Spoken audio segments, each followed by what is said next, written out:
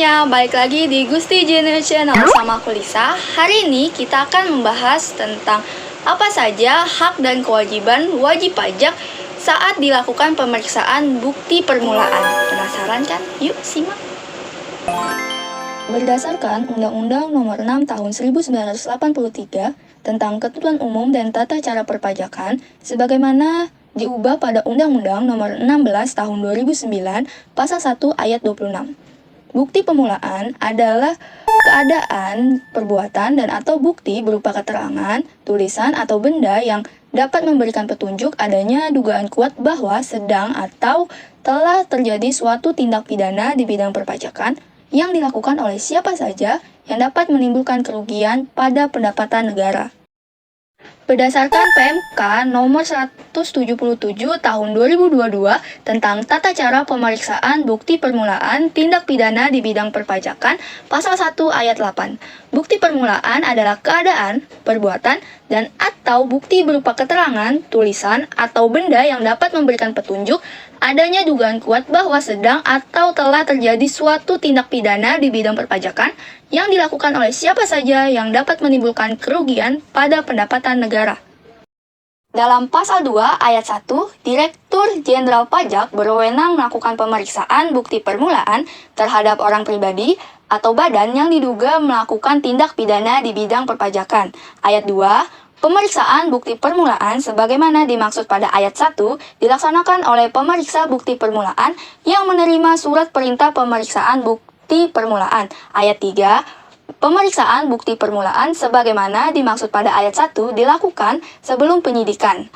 Pemeriksaan bukti permulaan tidak ditindaklanjuti penyidikan dalam hal wajib pajak dengan kemauan sendiri mengungkapkan dengan pernyataan tertulis mengenai ketidakbenaran perbuatannya disertai pelunasan kekurangan pembayaran jumlah pajak yang terutang beserta sanksi administrasi sebagaimana diatur dalam Undang-Undang Ketentuan Umum dan Tata Cara Perpajakan.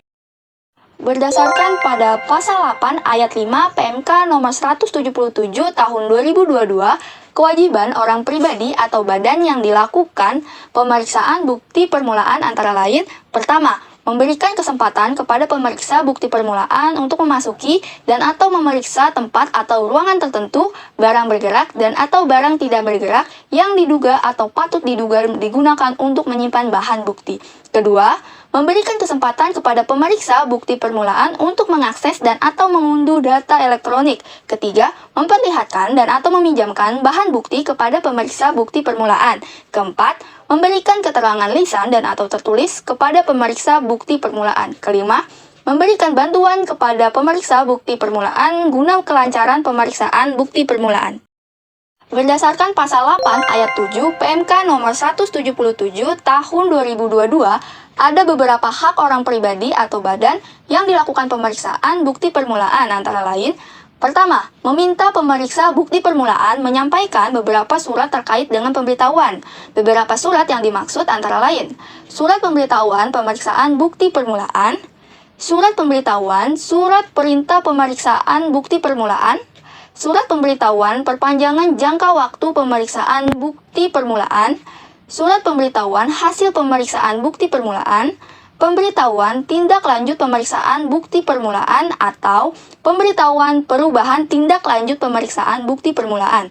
Kedua, melihat kartu tanda pengenal pemeriksa bukti permulaan. Ketiga, melihat surat perintah pemeriksaan bukti permulaan atau surat perintah pemeriksaan bukti perubahan. Keempat, menerima kembali bahan bukti yang telah dipinjam ketika pemeriksaan bukti permulaan selesai dilaksanakan. Sekian yang dapat saya sampaikan, semoga bermanfaat untuk kalian semua. Jangan lupa subscribe, like, komen, dan nyalakan loncengnya. Ditunggu video-video selanjutnya. Terima kasih.